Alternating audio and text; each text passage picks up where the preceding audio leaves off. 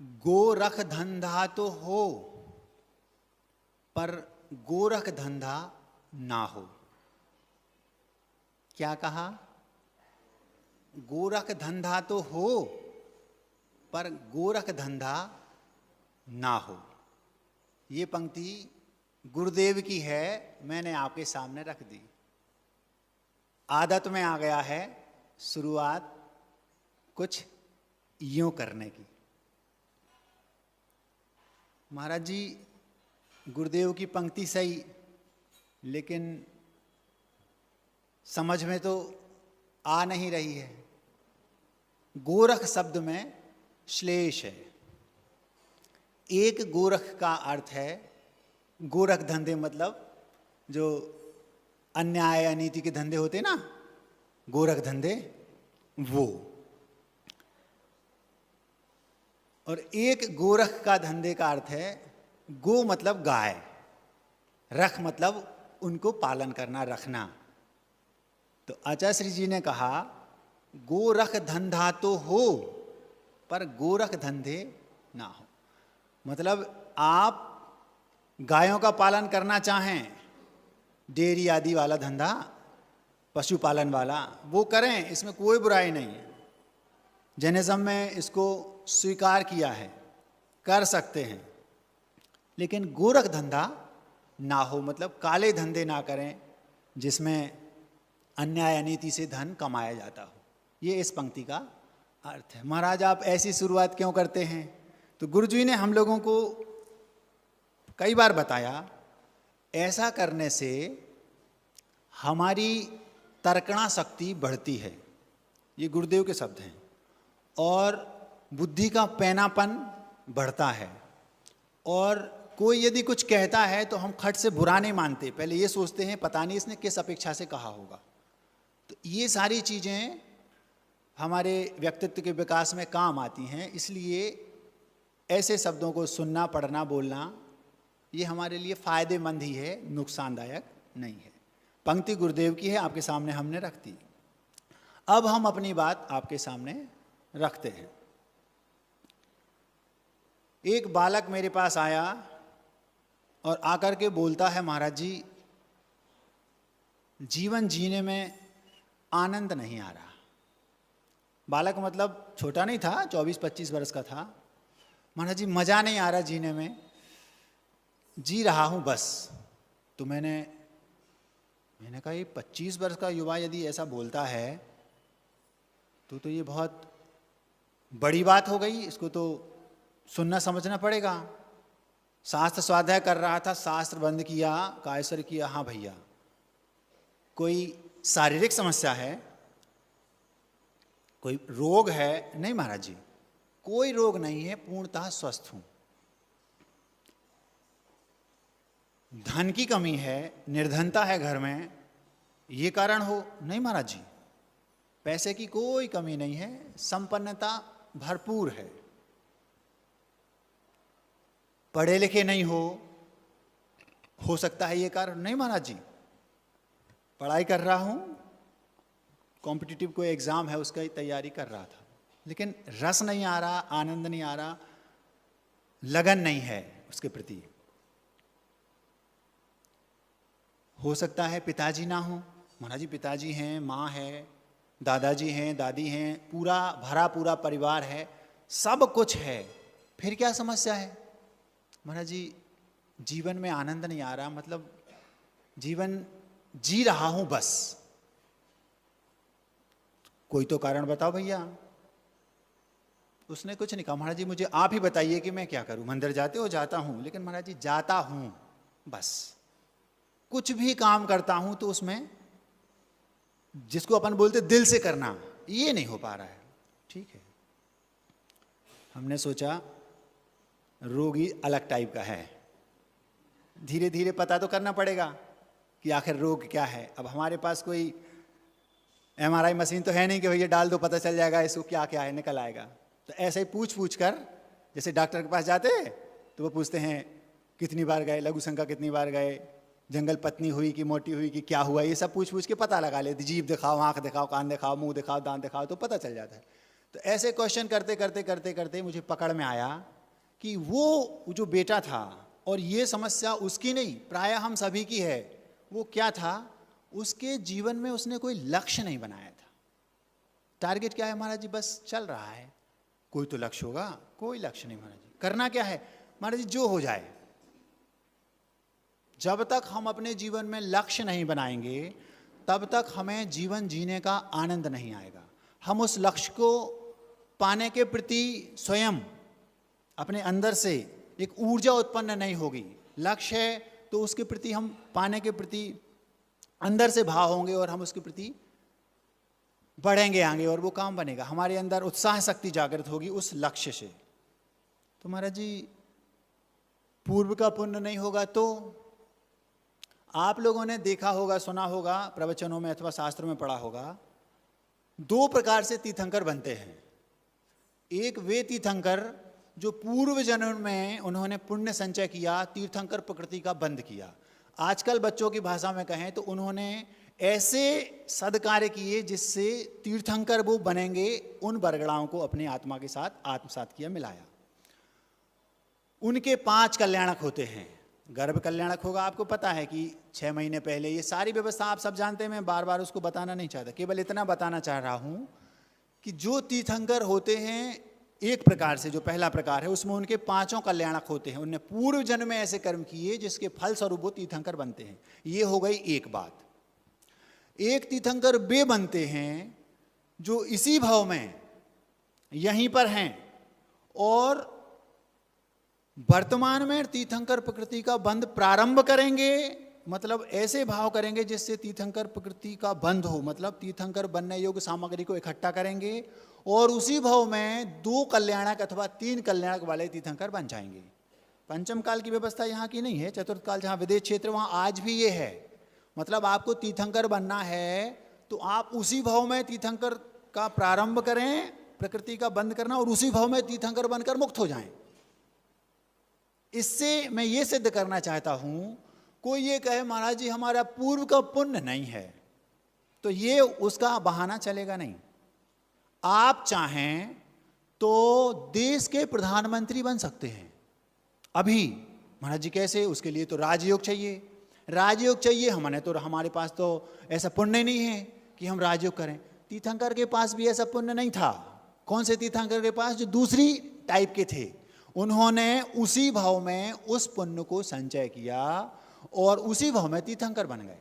तो आप यदि चाहें कि मुझे अपना लक्ष्य बना लें, हमने लक्ष्य निर्धारित किया, मुझे देश का प्रधानमंत्री बनना है।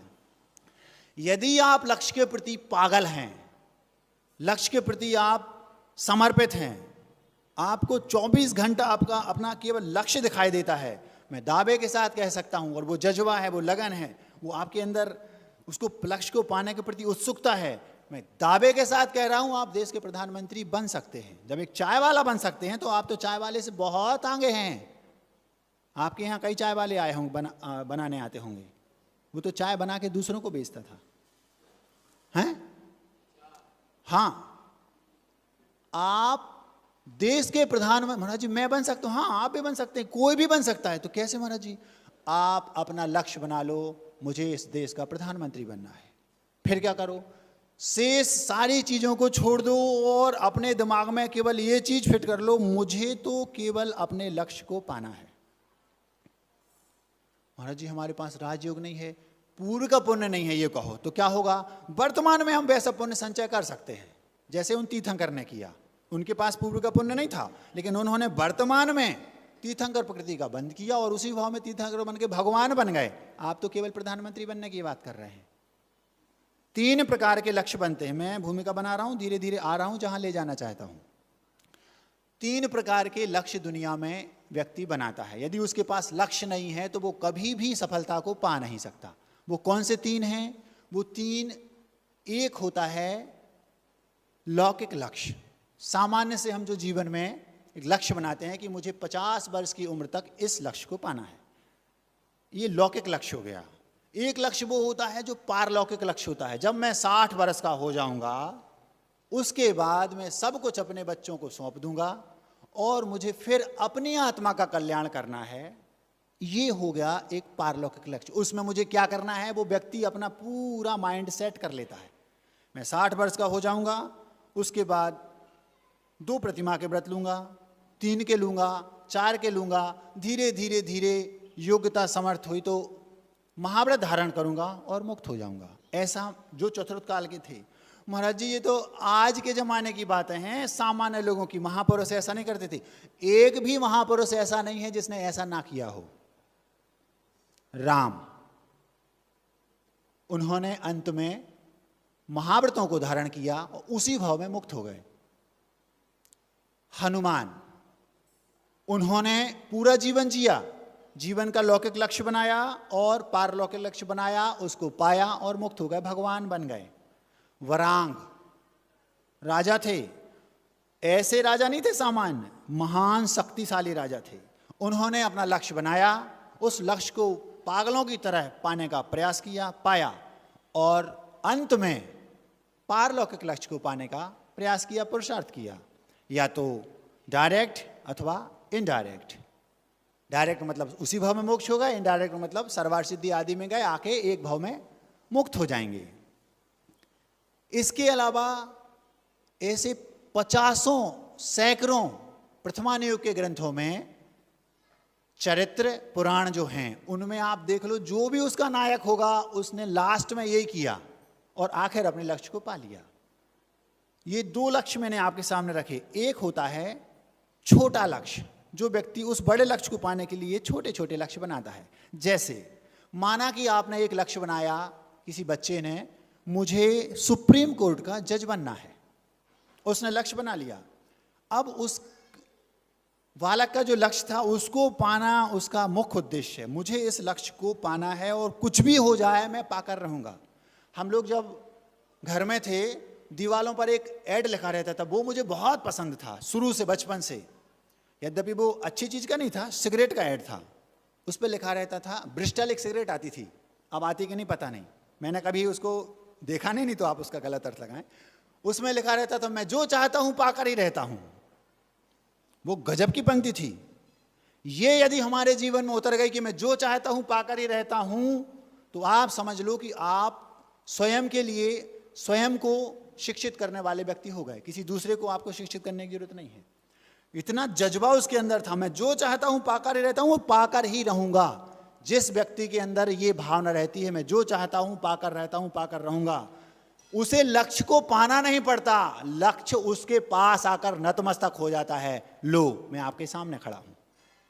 उस बच्चे ने क्या किया, जिसने लक्ष्य बनाया कि मुझे जज बनना है, अभी वो है 7th 8th क्लास में, जज बनना है, ये हो गया उसका लौकिक लक्ष्य कि मुझे जज बनना है सुप्रीम कोर्ट का। 50-60 वर्ष तक वो बन जाएगा, 40 में बन जाए वो अलग बात है।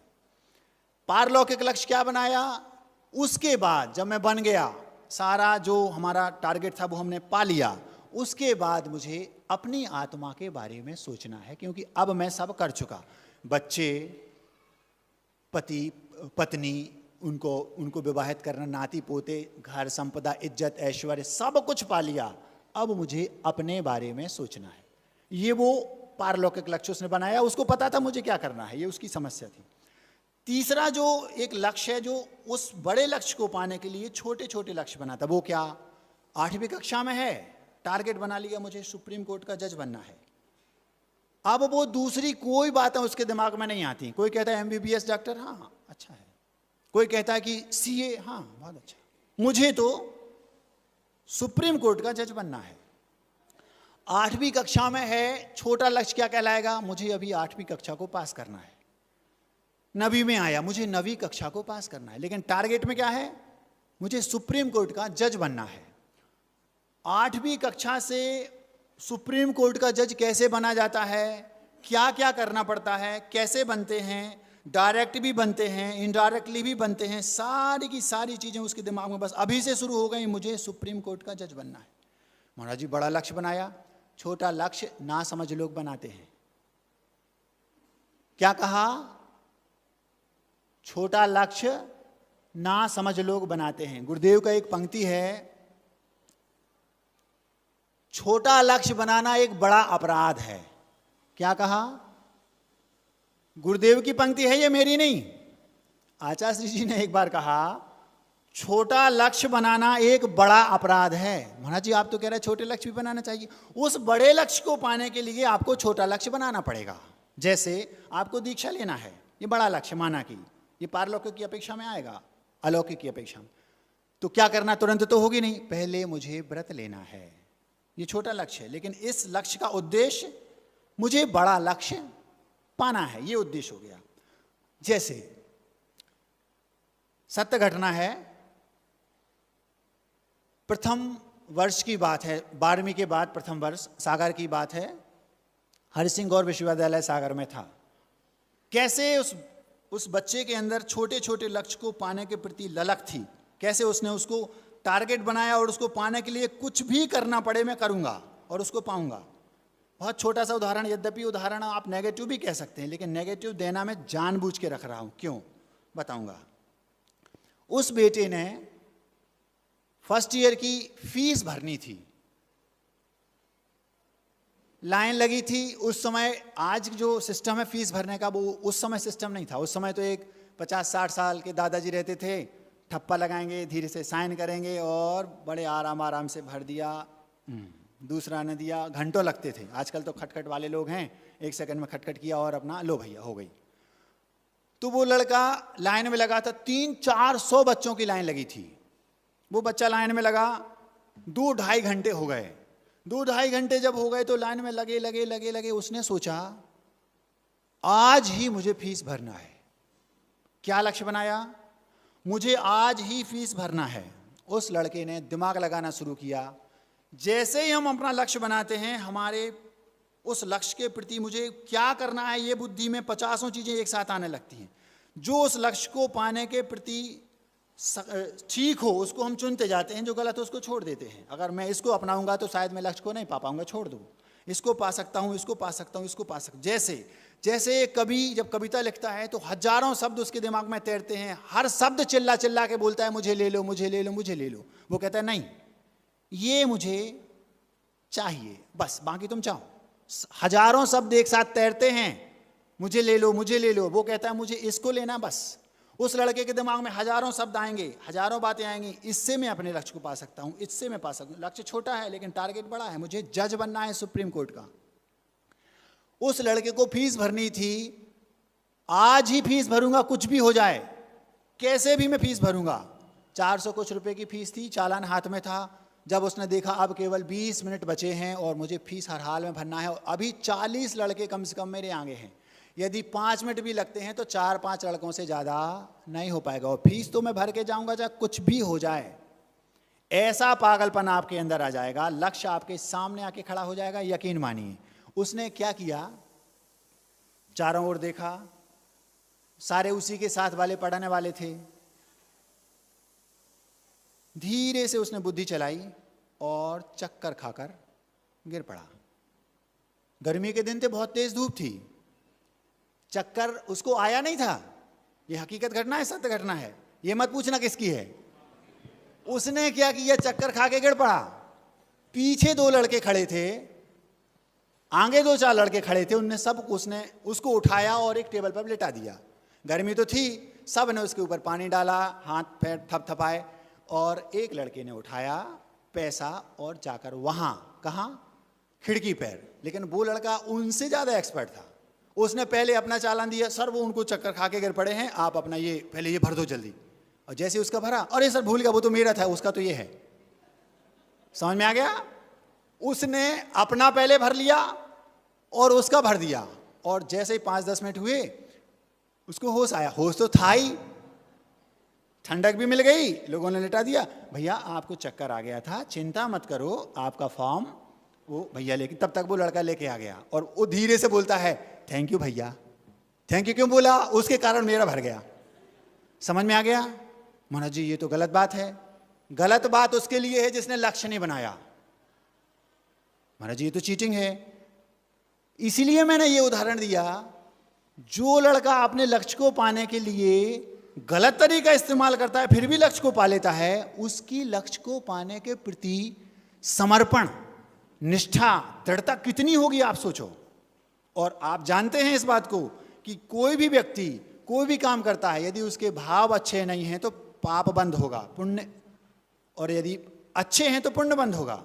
तो अब देखो, जिस लड़के ने गलत तरीके से अपना लक्ष्य पा लिया, यदि हम और आप अच्छे तरीके से अपने लक्ष्य को पाएंगे तो और जल्दी होगा काम वो। इससे ये सिद्ध होता है कि जब एक गलत लक्ष्य को पाने के लिए गलत तरीके से कोई व्यक्ति अपने लक्ष्य को पा लेता है, उसकी लक्ष्य के प्रति निष्ठा इतनी जबरदस्त है, तो फिर हम तो अपना सही लक्ष्य बना रहे हैं और हमें सही तरीके से पाना है, तो पुण्य भी तो हमारा साथ देगा। उसका तो पुण्य भी साथ नहीं दे रहा था, क्योंकि वो गलत तरीके से कर रहा है। मैं ये नहीं कह रहा हूं कि आप ऐसा करो, ये गलत है, लेकिन मैं ये कह रहा हूं उससे आपको पॉजिटिविटी देखो, सकारात्मकता देखो कि उसने अपने लक्ष्य को पाने के लिए कुछ भी हो जाए मैं आज फीस भर के रहूंगा। और एक और इससे बात देखी, हमारे देश में टैलेंट की कमी नहीं है। वो पीछे जो लड़का खड़ा था वो उससे एक कदम आगे था। उस लड़के ने अपनी बुद्धि चलाई, उसने गलती से नहीं दिया था अपना फॉर्म, उसने जानबूझ के दिया कि अगर नहीं भरा तो अपना तो भरा ही जाएगा। उसने भी वही काम किया, लेकिन उसका भी लक्ष्य देखो आप, मैं तो अपना काम करूंगा। ये है टैलेंट। महाराज जी ये तो दोनों उदाहरण गलत हैं। मैं ये कहाँ कह रहा हूं कि आप उन गलत उदाहरणों को पकड़ो। गलत उदाहरण से सच्ची अच्छाई जो है उसको ग्रहण कर लो ना। आप उस कमी को छोड़ दो, जो उसने किया वो हम नहीं करेंगे, लेकिन जो उसने किया उसके पीछे जो उसका लक्ष्य था उसको पाया, जिस तत्परता से, जिस हार्दिकता से, जिस जबरदस्ती से, जिस लगन से उसने अपने लक्ष्य को पाया, हम अपने अच्छे लक्ष्य को बनाकर ऐसा नहीं कर सकते क्या? कर सकते हैं। ये हो गया छोटा लक्ष्य। फिर एक दूसरा, जिसको बड़ा लक्ष्य जो था उसको पाने के लिए, क्योंकि उस लड़के को क्या बनना है?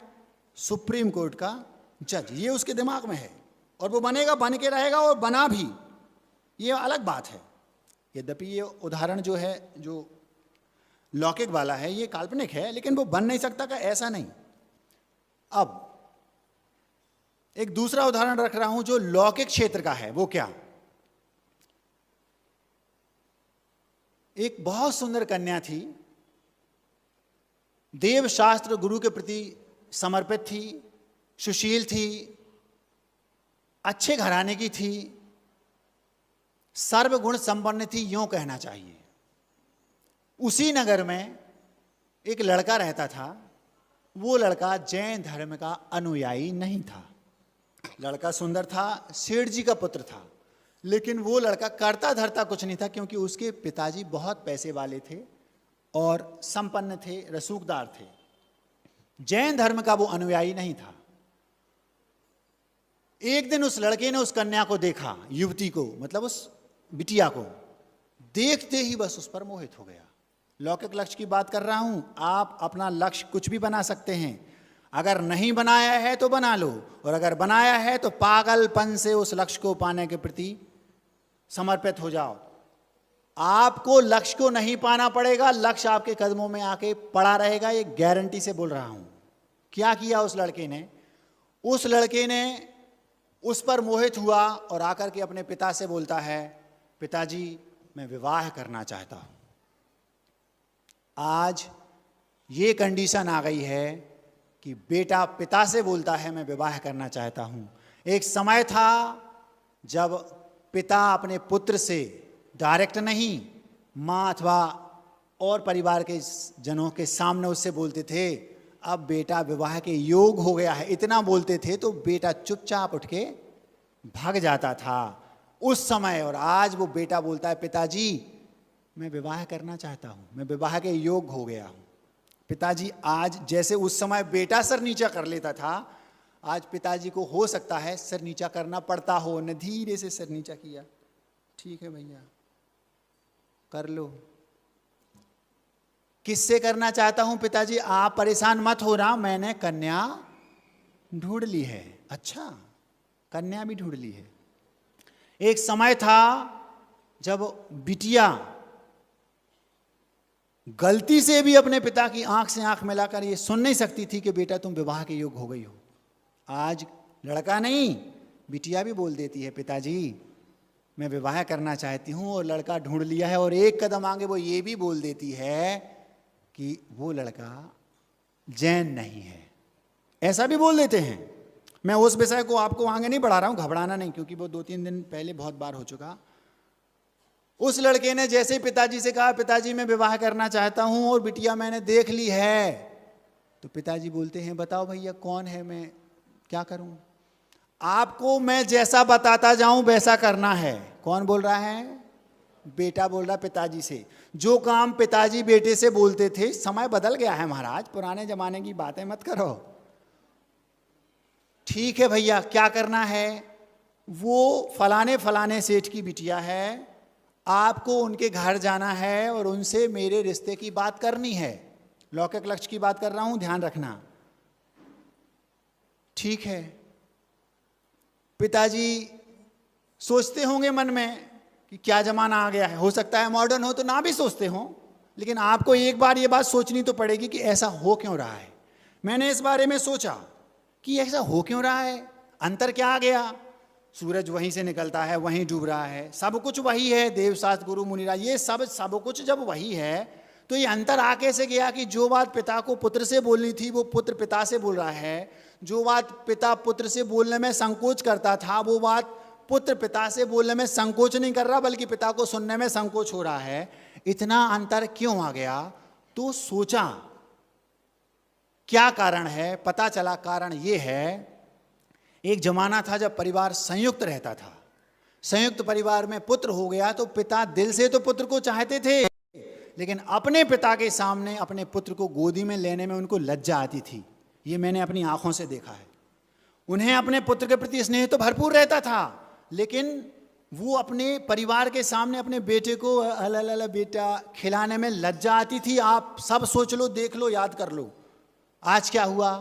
आज ये फर्क इसलिए आ गया, उसका परिणाम ये निकलता था कि वो माँ के पास रहता था बेटा, और रात्रि में जब पिता कक्ष में जाते थे तो उसको देख लेते थे, सोते वक्त खिला लेते थे, स्नेह पूरा था, लेकिन उसको डर लगा रहता था कि पिताजी बात नहीं करते थे उससे, थोड़ी बहुत करेंगे बस, कुछ भी हुआ माँ धमकी दे, मैं पापा से बोल दूंगी। जीवन भर उसको भय बना रहता था पिता से। आज क्या है? आज संयुक्त परिवार नहीं है। खिलाने वाले कौन है? उस समय बुआ होती थी, दादी होती थी, दादा होते थे, चाची होती थी, चाचा होते थे, सब होते थे। तो क्या होता था? पिता को बेटे को खिलाने की जरूरत ही नहीं पड़ती थी। आज परिवार एकल है। मेरी बेटी का विवाह मैं वहां करूंगी जहां वो स्वतंत्र रहे। तो क्या होगा? पत्नी 20 बार बोलती थोड़ा इसको तो संभालो, अब उसको गोदी में लेना पड़ेगा, खिलाएगा। तो अब बेटे का पिता के प्रति जो भय था, डर था, जो आंखों की हया थी, वो दूर हो गई। क्यों? पिताजी दिन भर उसको खिलाते रहते हैं। एक एक नस पिता की पुत्र को पता है। जैसे उन्हें कुछ नहीं करो, मैं ऐसे करूंगा, वो मना करेगा, मैं मम्मी से बोल दूंगा, मम्मी ने मुझे पहले बता दिया है। होता क्या था उस समय? डर रहता था। बच्चों को माँ बोलती थी गड़बड़ की, मैं पापा से बोल दूंगा, बोल हाँ मम्मी, हाँ जी जी ठीक है। आज वो पिता से बोलता है गड़बड़ करोगे तो मैं मम्मी से बोल दूंगा। ये होता है। एक रत्ती शर्म, हया, डर, भय कुछ नहीं बचा। क्यों? क्योंकि कोई खिलाने वाला नहीं, पिता ही खिलाएगा। दिन भर पिताजी बाहर जाएंगे तो लेके जाएंगे, हर बात में मित्र उसके पिता हैं। अब वो स्वाभाविक है कि उसके अंदर कोई डर नहीं बचेगा। यही हुआ। पिताजी आप उस कन्या के परिवार के पास, पिता के पास जाइए और उससे कहिए कि मुझे उससे विवाह करना है। हाँ भैया, पिता का पुत्र एक ही था, एक ही पुत्र है तो ज़्यादा समस्या होती है। जाकर के पिताजी पहुँचे उन सेठ जी के पास जिनकी वो कन्या थी। आपकी कन्या से हम अपने पुत्र का विवाह करना चाहते। अच्छा, ये तो बहुत बड़ी बात है, बहुत खुशी की बात है, क्योंकि वो जो उस पुत्र के पिता थे वो रसूखदार थे, पैसे वाले थे, संपन्न थे, सेठ जी थे। कन्या से जब उस कन्या के पिता ने कहा बेटा ऐसा ऐसा रिश्ता आया है, उसने कहा पिताजी मुझे पता है। कैसे पता है बेटा? मुझे ऐसे पता है कि वो बेटा कई बार से मैं उसकी नज़र में देख रही हूँ, वो मुझ पर आसक्त है, मुझसे विवाह करना चाहता है, लेकिन मैंने पता लगा लिया है वो जो पुत्र है वो जैन धर्म का अनुयायी नहीं है, देवशास्त्र गुरु का अनुयायी नहीं है, और मेरी सौगंध है मैं विवाह करूंगी तो केवल उससे जो जिन मत का अनुयायी हो। लक्ष्य को पाने के लिए लोग क्या क्या करते हैं ये उदाहरण दे रहा हूं। लौकिक लक्ष्य की बात कर रहा हूं, समय ज़्यादा हो रहा है, जल्दी जल्दी करता हूं। उसने क्या किया? मैं विवाह करूंगी तो केवल उससे जो जिन मत का अनुयायी हो, एक बात। दूसरी बात, मैं विवाह करूंगी तो उससे जो अपने पैरों पर खड़ा हो। पिता की संपत्ति है, ये अलग बात है, मुझे उससे कोई मतलब नहीं। ना तो वो लड़का जिन मत का अनुयायी है और ना ही वो लड़का कुछ करता धरता है। पिता ने जाकर सेठ जी से कह दिया, सेठ जी मतलब पुत्र के पिता से, कि कन्या ऐसा ऐसा बोल रही है। अब जब ये बात उसने जाकर अपने बेटे से कही, मैं रिश्ता लेकर गया था लेकिन कन्या के दो प्रण हैं, एक तो लड़का अपने पैरों पर खड़ा हो और एक वो जिनमत का अनुयायी हो। आज हम, उसने ये नहीं कहा कि मैं उस लड़के से विवाह करूंगी जो 1 करोड़ का पैकेज वाला हो, उसने ये कहा जो अपने पैरों पर खड़ा हो, मतलब जिसका स्वयं का व्यापार हो। उसने ये नहीं कहा कि मैं विदेश में कोई 1 करोड़ का पैकेज वाला उससे करूंगी। ठीक है, उस लड़के ने कहा पिताजी फिर से जाइए, विवाह करूंगा तो मैं उसी लड़की से, मेरा ये लक्ष्य है। उसने लौकिक लक्ष्य बनाया, कुछ भी हो जाए मैं उसी से विवाह करूंगा, दुनिया यहाँ की वहां हो जाए।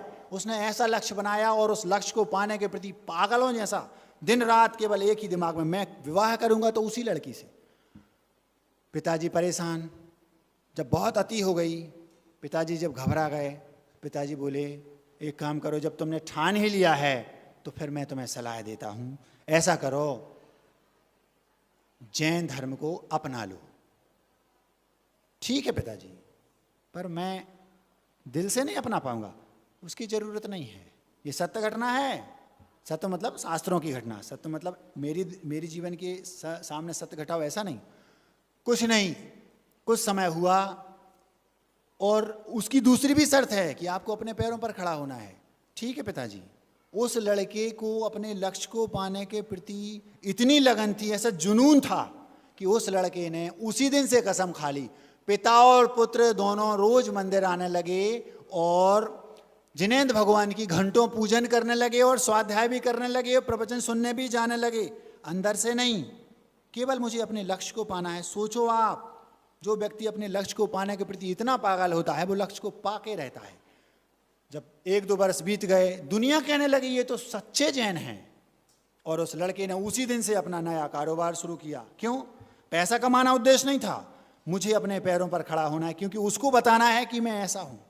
और उस लड़के ने अपने लक्ष्य को पाने के लिए ऐसा पागलपन, ऐसा जुनून पैदा किया कि वो अपने पैरों पर खड़ा भी हो गया, अपना स्वयं का व्यापार चालू किया और चलने भी लगा, और जैन बन गया वो बनावटी। 2 या 3 वर्ष तक उसने इस तरीका किया और 3 वर्ष बाद गया और उस कन्या के साथ उस लड़के ने विवाह कर लिया। ये था लक्ष्य को पाने के प्रति पागलपन। उसने कहा हाँ, उस लड़की के बोली हाँ मैंने पता लगा लिया है। वो 2-3 वर्ष से सब कहने लगे वो जैन हैं। जब एक नकारात्मक सोच वाला, जब एक नकारात्मक लक्ष्य को हासिल करने वाला व्यक्ति अपने लक्ष्य के प्रति पागल होकर के लक्ष्य को पाने के प्रति कटिबद्ध होता है और पा लेता है, तो हम क्या अपने सकारात्मक लक्ष्य को पाने के प्रति पागल होकर के उसको नहीं पा सकते? क्या हमने अपने जीवन में ऐसा कोई लक्ष्य बनाया है? यदि नहीं बनाया है तो बना लो, और यदि बनाया है तो उसके पाने के प्रति पागल हो जाओ। आप देश के प्रधानमंत्री बन सकते हो। महाराज जी, सुनने में तो अच्छा लगता है लेकिन हम नहीं कर पाएंगे। वो कभी नहीं पा सकता। अपनी डिक्शनरी में से ना ऐसे शब्द को निकालकर बाहर फेंक दो। महाराज जी, तो योग्यता नहीं है, बड़ा लक्ष्य बना लूंगा तो क्या होगा? ये आपको लगता है। उन तीर्थंकर में भी योग्यता नहीं थी उस भाव में तीर्थंकर बनने की, लेकिन उनने अपने अंदर जुनून पैदा किया और वो पता लगाया कि कैसे तीर्थंकर बनते हैं और उसी भाव में तीर्थंकर बन के दिखा दिया कि नहीं। उस लड़के ने, जिसने 8वीं कक्षा में मुझे जज बनना है, अंत में उसने पढ़ाई करते करते लास्ट में वो जज बन गया। क्यों? क्योंकि उसको अपने लक्ष्य को पाने के प्रति पागलपन था। छोटे छोटे लक्ष्य बनाए, बड़ा लक्ष्य था उसको पाया, और बड़ा लक्ष्य बनाने के बाद जो अलौकिक लक्ष्य था उसको पाया। अलौकिक लक्ष्य का छोटा सा उदाहरण 2-3 मिनट में रख के अपनी बात समाप्त करता हूं। एक लड़का था, ये सत्य घटना है, उसने एक लक्ष्य बनाया, मुझे 40 वर्ष की उम्र में इस स्टेज को पाना है। जिस स्टेज को उसको 40 वर्ष की उम्र में पाना था, उसने अपने जज्बे, अपने जुनून, अपने दृढ़ निश्चय के बल पर 28 वर्ष की उम्र में पा लिया। मुझे ये करना है, और उसने कर लिया। और उसने उसी समय अपना पारलौकिक लक्ष्य बनाया, मुझे इसके बाद ऐसा ऐसा करना है और अपनी आत्मा का कल्याण करना है। ये सत्य घटना है। वो लड़का गुरुदेव के पास पहुंचा, गुरुदेव के सामने भावना रखी। गुरुदेव में 40-45 वर्ष की उम्र में जिस लक्ष्य को पाना था, मैंने 28 वर्ष की उस उम्र में उस लक्ष्य को पा लिया है। आप होते तो एक दूसरा लक्ष्य बनाते, उससे और बड़ा।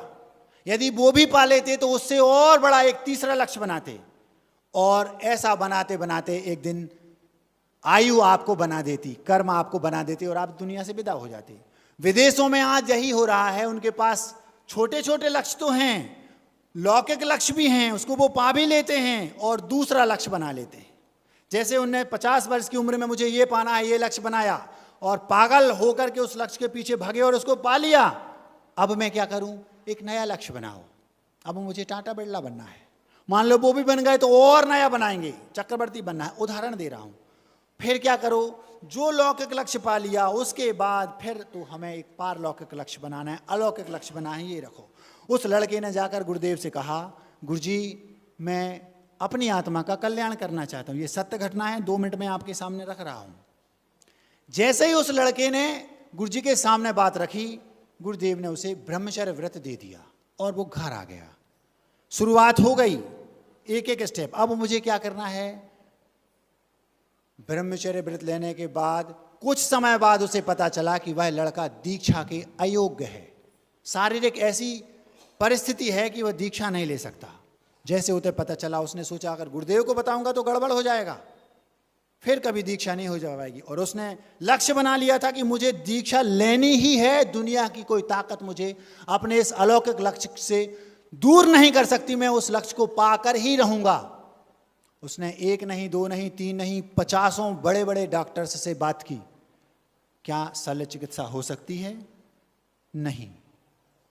जब सारों ओर से निराश हो गया तो महाराज जी उसे अपना लक्ष्य बदल देना चाहिए। यही एक सबसे बड़ी कमजोरी है, हम अपने लक्ष्य को नहीं पा पाते। लक्ष्य को बदलना नहीं, विपरीतता आ जाए और दूनी ताकत से उस लक्ष्य को पाने के प्रति प्रेरित होना। मैं उस लक्ष्य को पाकर रहूंगा, यह उस लड़के का दृढ़ निश्चय था। व्रत लेने के बाद गुरुदेव को नहीं बताया, धीरे धीरे मैं कैसे इस लक्ष्य को पाऊं, मुझे दीक्षा लेनी ही है। और एक दिन की बात है, सो रहा था, स्वप्न में उसे लगा कि मुझे देश की राजधानी जाना चाहिए। वह देश की राजधानी पहुंचा एक अपने मित्र को लेकर। राजधानी पहुंचा तो कहाँ जाऊं, कुछ पता तो है नहीं। उसने कहा, ऑटो वाले से कहा मुझे जैन मंदिर ले चलो। वह जैन मंदिर पहुंचा। जैन मंदिर में मुनिराज दिख गए। कोई बात नहीं, ब्रह्मचारी था, उसने महाराज को आहार दिया, भोजन किए और उसके बाद झाड़ू लगाने वाले से पूछा, भैया यहाँ आसपास कोई अस्पताल है? बाजू में एक जैन डॉक्टर थे। डॉक्टर से पूछा, डॉक्टर साहब ऐसी ऐसी समस्या है, क्या कोई आप मुझे सलाह दे सकते हैं? हाँ, पास में एक चैरिटेबल जो हॉस्पिटल होते हैं वो है, आप वहाँ चले जाइए, मैं उनका नंबर देता हूँ। उस लड़के को वो नंबर डॉक्टर साहब ने दिया और वो लड़का वहाँ पहुँचा। वो इत्तेफाक से वो डॉक्टर साहब ऑपरेशन थिएटर में ऑपरेशन कर रहे थे।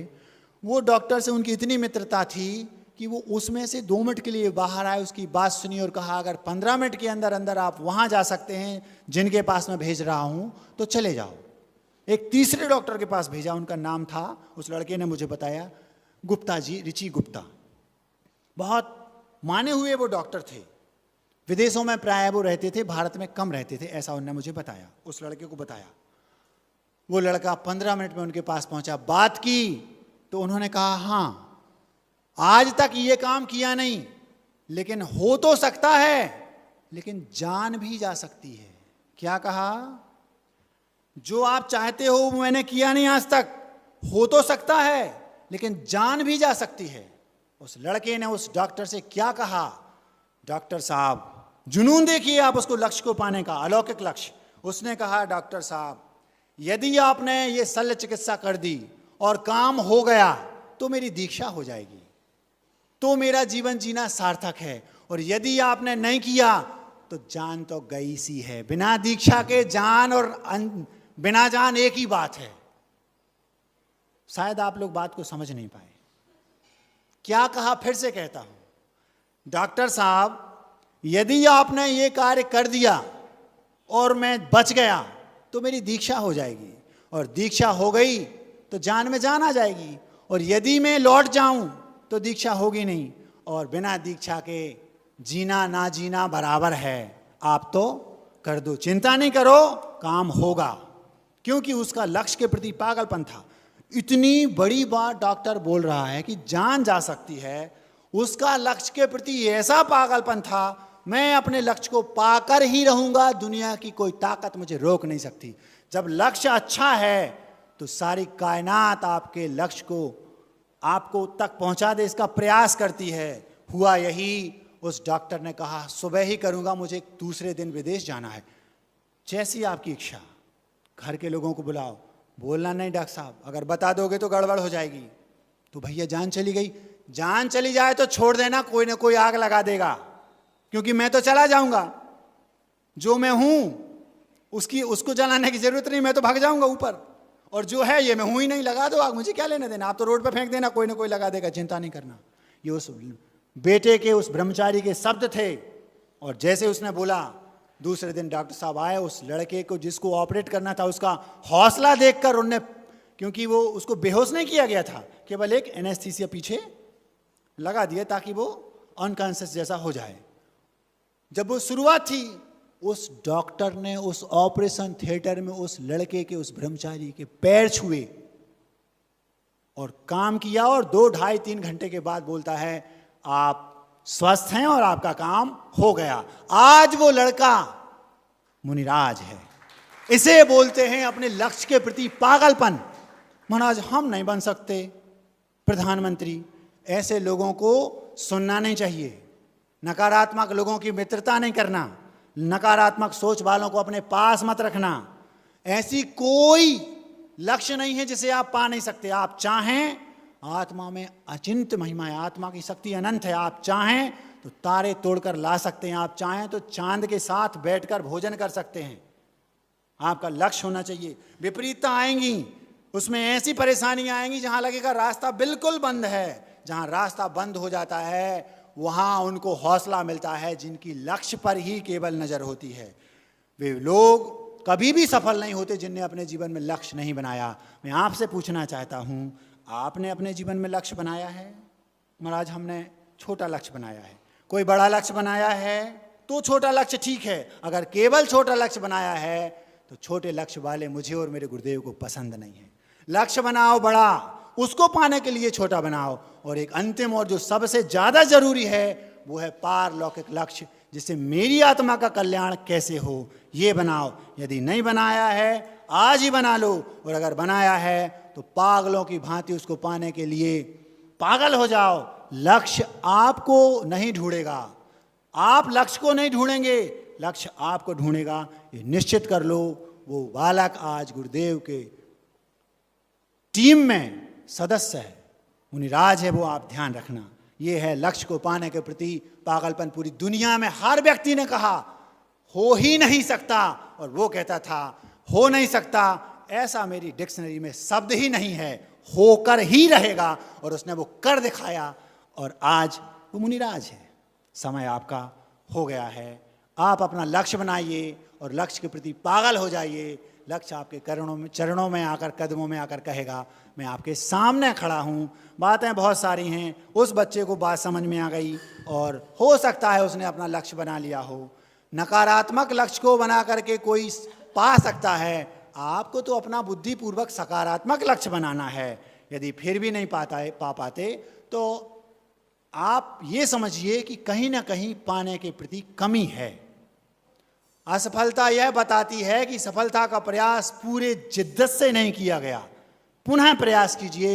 7-8 बार हारने के बाद भी इब्राहिम लिंकन आखिर राष्ट्रपति बना था अमेरिका का। ऐसे लोगों को अपना आदर्श बनाओगे। लक्ष्य आपकी मुट्ठी में है। समय हो गया है। आज मुझे लगता है मिठाई का समय भी बचा नहीं, समय बहुत हो गया है। महाराज कह रहे मिठाई भी दे दो, 2-3 मिनट लगेंगे, रख देता हूं, सुन लो।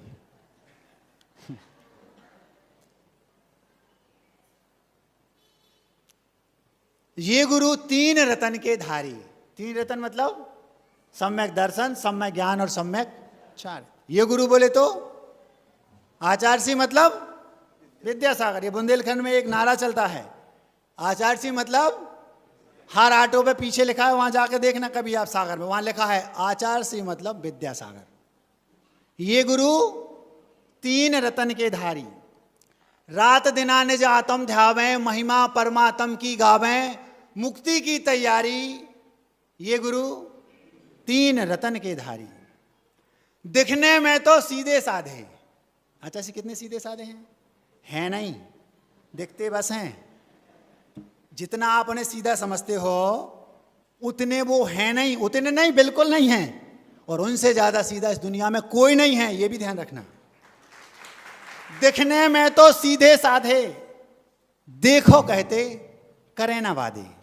अध्यक्ष साहब गए थे, संचालक महोदय भी गए होंगे, और भी ये सब गए होंगे। आचार्य जी हम चाहते हैं आपका, हमारे जो 5 मुनिराज आए हैं उनका सतनामे चातुर्मास हो। हाँ देखो, अब कहा देखो,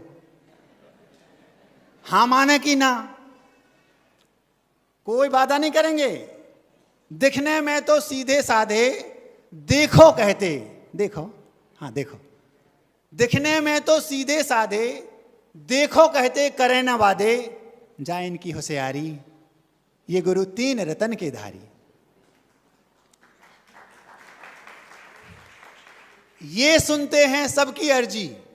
अच्छा सी हम चाहते खजुराहो में हो, क्योंकि ये दोनों जगह के हैं, सबकी अर्जी सुन लेंगे। हाँ हाँ हाँ हाँ हाँ हाँ, बहुत अच्छा है ऐसा। ये सुनते हैं सबकी अर्जी, फिर होता जो इनकी मर्जी। होता होगा क्या? जो उनकी मर्जी होगी होगा वही। ये सुनते हैं सबकी अर्जी, फिर होता जो इनकी मर्जी, इनसे दुनिया हारी। ये गुरु तीन रतन के धारी। सोच समझकर मन में ठाने, ऐसा नहीं कि जो दिमाग में आके बोल दिया हाँ इनको खजुराहो ले जाओ, इनको सतना ले जाओ, ऐसा नहीं। हर एंगल से 100 बार सोचते हैं ये किस योग्य है, कौन सा शिष्य किस स्थान पर सही रहेगा, किसको कहाँ भेजूं, कैसी कहाँ की समाज है, कहाँ कैसा वातावरण है, किस स्थान पर कैसे प्रवचनकार होने चाहिए, क्या इसकी योग्यता है, सब 1000 बार सोचेंगे। फिर वहाँ जंगल का स्थान कैसा है, समाज कितनी दूर है पास है, इनका स्वास्थ्य कैसा है, सारी बातों को हजारों बार सोच करके फिर निर्णय लेते हैं। वो जो निर्णय ले लिया दुनिया की कोई ताकत उसको बदल नहीं सकती। सोच समझकर मन में ठाने, क्या ठानी बस बे ही जाने, इनकी लीला न्यारी। जय गुरु तीन रतन के धारी। तप तपते हैं रात को दिन को, दिन रात तपस्या में लीन है। तप तपते हैं रात को दिन को, अच्छे खासे भय नहीं इनको, किसी से डरते नहीं, किसी को डराते भी नहीं। तप तपते हैं रात को दिन को, अच्छे खासे भय नहीं इनको, लग जाए उम्र हमारी। जय गुरु तीन रतन के धारी। तन पे कुछ ना नगन है काया, पीछे इनके जग की माया। सुई की नोक बराबर भी कुछ उनके पास आपको दिखेगा नहीं। दुनिया की कोई चीज ऐसी नहीं है जो उनके पास हो, और दुनिया की कोई चीज ऐसी नहीं है जो उनके पास ना हो। सब है उनके पास और दिखता कुछ है नहीं। तन पे कुछ ना नगन है काया, पीछे इनके जग की माया। ये अद्भुत अनगारी, अनगारी मतलब मुनिराज। तन पे कुछ ना नगन है काया, पीछे इनके जग की माया। ये अद्भुत अनगारी, ये गुरु तीन रतन के धारी। पहले मुनिवन मुनिपन में रथ, पहले उनकी दीक्षा हुई, 5 साल तक मुनिराज रहे। फिर 5 साल बाद गुरुजी ने देखा अत्यंत योग्य शिष्य, तो आचार्य बना दिया। पहले मुनिवन मुनिपन में रत, लीन रहे, रत रहे मुनिपन में, मुनित्व को आनंद लूटा। पहले मुनिवन मुनिपन में रत, फिर आचार किया पावन पद, फिर आचार के पद को उन्होंने पवित्र किया, कर रहे हैं। पहले मुनिवन मुनिपन में रत, फिर आचार किया पावन पद, तीर्थंकर की बारी। ये गुरु तीन रतन के धारी, ये गुरु तीन रतन के धारी। अहिंसा परमो धर्म की।